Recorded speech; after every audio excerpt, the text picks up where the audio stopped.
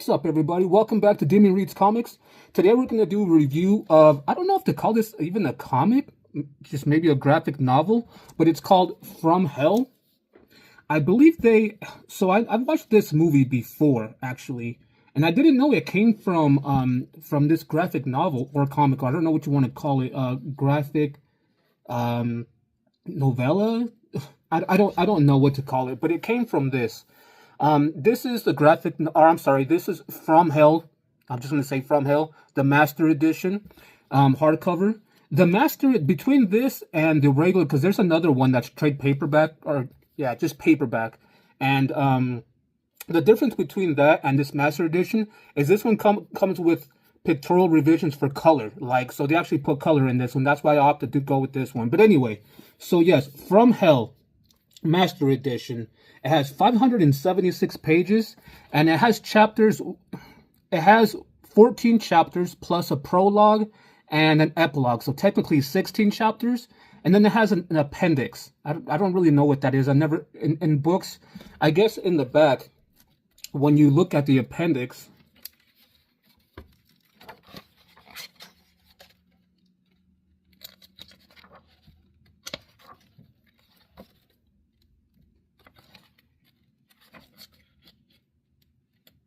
so if you're reading the appendix, it says chapter 13, and it kind of explains a little bit about it. Chapter 15 explains a bit about it. So I actually like that. If you wanted to go deep, dive deeper into what was going on in the pages you just read, things like that, you go back here and it kind of tells you, which is freaking amazing, actually, because at some point you're like, what the heck, what am I looking at? What's going on?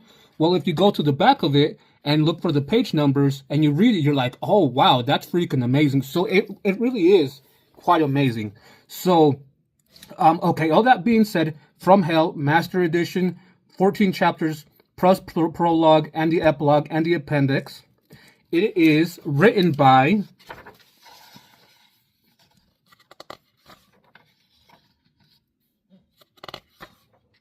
okay, hold on.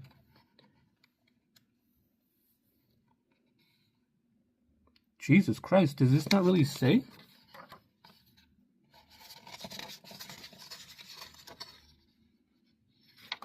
Wow, it does not give you okay. So I know for sure it's written by Alan Moore, as you can, wow, it doesn't even say it. It's written for sure by Alan Moore. And the color, it's written and the art is by Alan Moore, but the color added to it is by Eddie Campbell. That's weird. I don't know why it doesn't say Alan Moore anywhere on this. Anyway, it's produced by Top Shelf. You can see right there. It does have beautiful, beautiful sewn binding. Look at that eye. Now, this book is quite interesting because it is very different from the movie. Like I said, I've watched the movie. In the movie, you don't know who... They eventually catch Jack the Ripper. In the movie, Johnny Depp does. But, it's a mystery as to who he was pretty much the whole time in the movie. In this, it's a little bit different. And I'm going to explain that here shortly.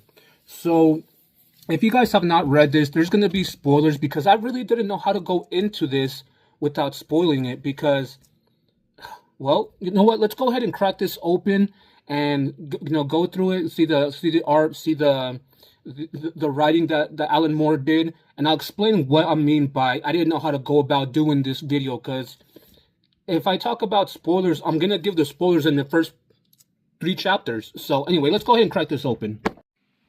Alrighty, guys, let's go ahead and crack this open. Okay, so what's cool about this is there's a lot of people in this book. A lot of people. Half the time when they mentioned the name, I was like, what? It doesn't really stick with you who that name is or what, who's what. But these are all the characters. And that's not all of them. In the back of it, there's more characters. There's a lot of characters.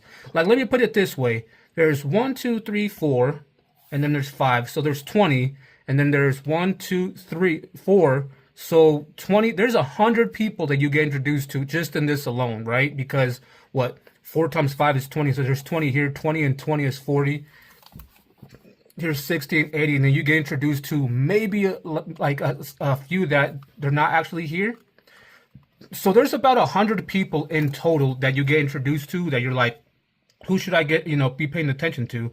Who is this? Who is that? In a nutshell, you gotta honestly pay attention to the canonical five, which is the main females that get, murdered by Jack the Ripper, which is Polly Nichols, Annie Chapman, Liz Strider, Kate Eddowes, and Mary Janet Kelly.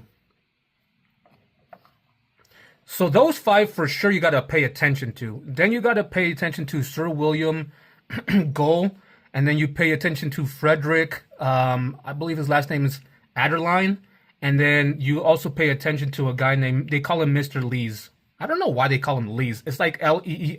Let's say it's like Lee, but Lees. And those are just about the main ones that you got to pay attention to. Everybody else kind of comes and goes, and so on and so forth. Like there's a girl, I know that there's no Julia mentioned here, but there's a Julia, which is friend of one of the canonical five, of Marie Kelly. There's, what was her name? There was Maria, that's also not in this picture graph over here, that's also friends of Marie Kelly.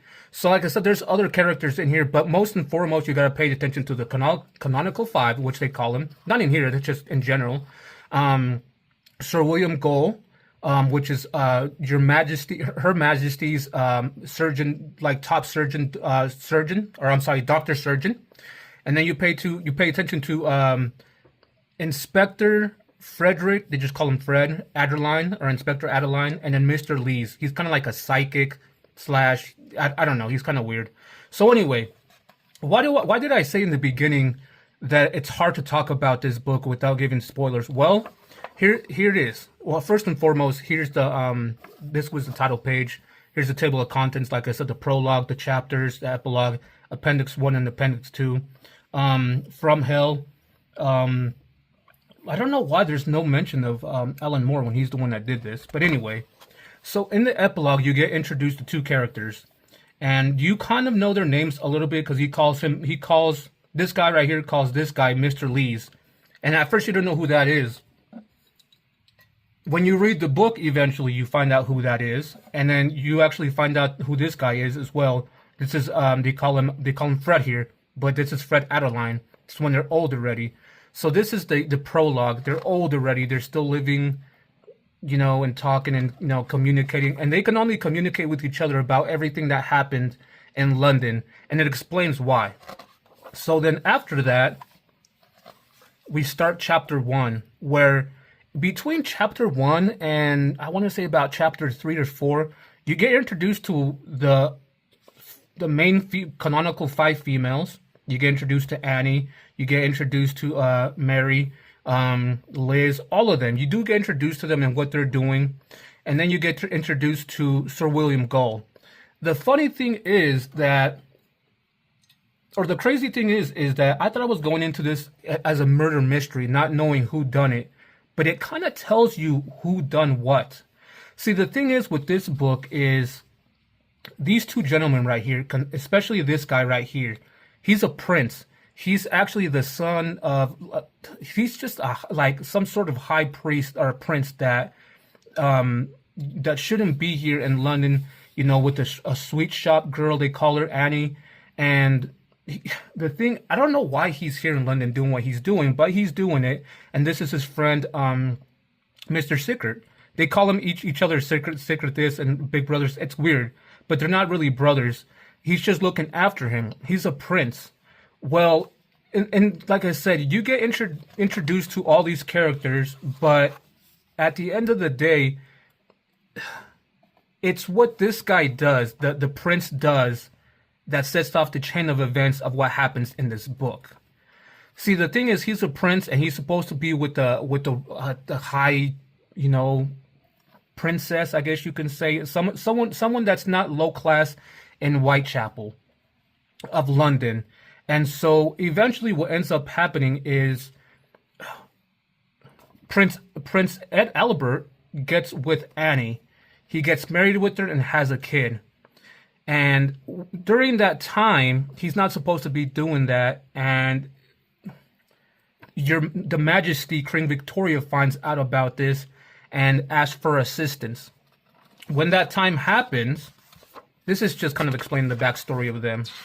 This is when he gets taken away by Prince Victoria. Annie, they have a child, but the child gets left with Mary, and so they take Prince Albert away. So then finally we get introduced to, in chapter 2, we get introduced to William Gull, where he starts out as a child. His dad passes away. He finds a rat, and he kind of mutilates the rat, the mice. I don't even know if it's a rat or mice. And eventually he becomes this great surgeon. He passes all the exams, and his mentor asks him to join. I'm just going to go out and say the Illuminati Mason thing, the Masonry, the Mason men. I don't really know if it's the Mason, the group of the Masons. I don't want to say something wrong. So anyway, so he asked to join the Masons, and that's what he becomes. The secret order of the Mason men or something like that. I don't want to get too much into it, but eventually he joins, and he becomes this humongous famous surgeon for Queen Victoria. And so when Queen Victoria finds out about what happened, this is her right here. When she finds out what happened with Albert, or Prince Albert, and the child, and the girls that are there, she kind of tasks him to get rid of the problems. So eventually he goes and tries to find information about what's going on. At the same time, something happens with Mary Kelly. She needs money. She's a prostitute. She's doing a whole bunch of stuff. She's with this man, that man. She needs money to pay people off. So she blackmails a person. That blackmail goes back to Queen Victoria, and that's when she finally tasks Sir William Gull to, this is it right here, to actually take care of the girls, the 5 girls, the ones that know everything about the baby and about Prince Albert. So in chapter 2, you already know who the killer's gonna be. You already know it's gonna be Sir William Gull. And yes, it's him throughout this whole entire story. It's him. And so there's a lot of back and forth stuff that happens. You do see that he, what they do to Annie, how he takes, he takes care of her. And he takes care of every single one of the girls, the 5 girls. One of them was an actual accident, though. In this story, I believe it was Liz. No? Was it Liz? Hold on, let me go to this right here. No, Kate Eddowes. Kate Eddowes was the accident one. She got drunk one night, and then eventually went to they took her to the police station and put her in holding. When they were letting her out, finally, when she sorted up, she said her last name was Kelly because her boyfriend at the time was Joe Kelly. That's why she said her name was Kelly. So they thought that was Marie Kelly, which in turn it wasn't. So when William Gull killed Kate Eddowes, it wasn't supposed to be her, but he did it. And that's why there was actually 5, and there was only supposed to be 4, but that's why there's 5 in this story. And the way he does it to the first 4 females, it's kind of oof, right? Like, damn, if you got to have the stomach for it. But the way he does it with Mary Kelly at the end, oh my God, like it's just so horrid and horrible the way he does it. And throughout this whole time, like I said, we got to be paying attention to one other character. 2 other characters. We got to be. This was a long historical thing. I didn't really enjoy this. This was so. Sir William the Doctor Gull has a cab driver, a caddy, a coach driver, and at the time he's just using him to drive him places. But when this assignment comes to him from Queen Victoria, that he needs to take care of these females, he kind of wants to bring in neatly his driver, and he does so. But before that, he explains to him everything about the secret society of the Masons and things like that, about the moon, about the sun, everything, all the secrets. It was crazy. At first, when I was reading, I was like, what the heck? This is dumb. Why the heck am I reading all this? But then I kind of thought to myself, all the stuff that Alan Moore investigated, read about, to put into this was just brilliant, brilliant. And it made sense at most points. So, like I said, this is Sir William Gould. So afterwards, like I said, we get introduced to another character, and that's Frederick Adderline. He's the inspector. He's pretty much trying to find out who's this is him right here, who's doing these murders. And at the end, see, this is where I can actually find out. So we as the readers know it's Sir William Gould that's doing these murders, right? We know that he's killing off the 5 canonical females because they were trying to blackmail the Majesty, and she didn't like it, and so she pretty much turned around and told Gould to take care of them, and he's trying to find this out. The way I can not spoil it for you guys is, does Adderline figure out who it is? Does he get help from certain individuals? Him becoming friends with Lee is a person he wasn't trying to be friends with because he's supposed to be a psychic, and Frederick doesn't believe in that kind of stuff. But he becomes close to him in the sense of trying to solve the case of Jack the Ripper. And what's weird is, in here, before everything got started, there was one killing, and the newspapers were trying to Johnsy it up. I don't know how you say it, spruce it up, and they were making stuff up. And they're the ones that gave him the name of Jack the Ripper. And so maybe that's how I can keep it contained to where I don't spoil it. But to see, if we find out if Adderline actually catches Jack the Ripper or not. Because in the movie, I believe they do catch him, right? But in this, I'm not going to say if he does catch him. Does he find out who the murder was? What do they do about it? This does have a lot to do with that whole Brotherhood Masonry stuff. The Freemasons, not the Masonry, the Freemasons. That's the word I was looking for. Jesus. It has a lot to do with the Freemasons and them trying to keep their secret society, and everybody that's, in their society, like, they take care of their own work and not, they don't want stuff going out to the public. So this has a lot to do with that, which I wasn't a big fan of, but the conspiracy behind it all makes sense. So yeah, we find out a lot of stuff in here. I didn't expect the way it played out to the way it did. But eventually, can I say that part? Eventually, Sir William Gould is in a madhouse. I'm not going to say if he's caught and he's put in the madhouse. I'm not going to say if he's just put there by his family, but he's in the madhouse at the end. And the reason the book's called From Hell is he's getting ready to pass away at the end, right? And when he's getting ready to pass away, he starts having visions, these weird visions, where he starts visiting a lot of people, a lot of pictures that you see, and little things that you on the side come to full circle. And you're like, oh, that's where I saw this from. That's where I saw that from. Eventually, it gets to a part where he goes and sees Mary Kelly and her mom when she was a child. And the mom is like, oh, I know you. You're that beast. I'm going to send you back to where you came from. I'm sending you back to where you came from hell. Be gone. And instead of him going to heaven and ascending with the gods, because of his whole brotherhood and the Freemasons, what they believe in, he gets sent back to hell. And that's where it ends, and then we get the epilogue. And that's pretty much this story. I don't want to give away. This is that guy I was telling you guys about, the Mr. Lees. I don't want to give away if they catch him or not. Like I said, we know who he is. I don't want to give away if they catch him or not. Things like that. A lot of things do happen in this. The way he does things, the way he takes care of the girls, the way he when I say takes care of them, the way he murders them. And so, yeah, that's pretty much this story in itself. It was a great read. Although I do have two things to it that I did not like, but one of them kind of made sense.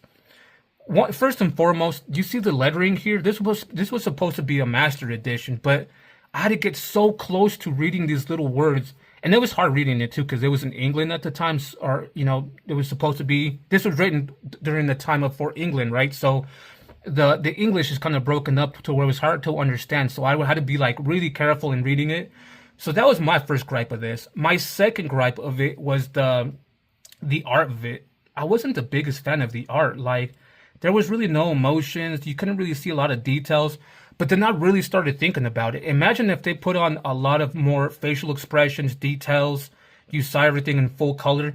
The atrocity and the gruesome stuff that Sir William Gould did would be horrendous to look at, right? So I'm glad they did it the way they did, actually. And I can very much appreciate it. So, yeah, that's pretty much how the story ends. Well, as much as I'm going to give it, it ends a certain way. I just don't want to put it out there, because I want you readers to be like, oh, damn, that's crazy. Did this happen? Did that happen? But like I said, it has to do a lot with the Freemasons. And this book reminds me a lot of the Black Dahlia, how it ended as well. I didn't give that spoiler away, and I don't want to give this one. What I mean by that is, do the policemen want to keep it a secret? Do they solve the mystery and keep it a secret? Do they not? It's just with the way it went around things, it was just incredible to me. Like, it's incredible to the fact that we know so little about what happened, and the amazing details that Alan Moore put into it was just fascinating to me. And the read was quite hard at first. I was trying to understand a lot of things, but when I found out there was an appendix at the end, and you can go back and be like, okay, I read this and this, but what exactly is going on? You go back there and read it, you're like, oh my God, that makes so much sense. So, and as you can see here, there is a little bit of facial expressions here. So anyway, guys, that's pretty much the end of it. I'm going to go to the end of it completely. And like I said, there's no, I'm sorry, I wanted to show you guys this, because there's just the appendix. There's no like cover gallery, nothing like that. But this is freaking amazing to me, actually. It shows you Whitechapel, Gould's residence, and Buckingham Palace. And then right here, it shows you the Canonical Five and a few other residents. This is Nichols, where she was killed. This is the London Hospital. This is Stride, where she was killed. Hawksmoor's Church, right here. This is where Chapman was killed. This is where Kelly was killed. And this is where Eddowes was killed. And then you got Lionel Druitt's surgery? Sturgy? I don't even know what that says, actually. I have to really look into it, and then I'll put my head in the camera. But it's crazy how you got the five canonical females right here around the Hawksmoor Christ Church. And that place actually plays a big role in the story that it's telling about the Masonic pillars that they have and stuff like that.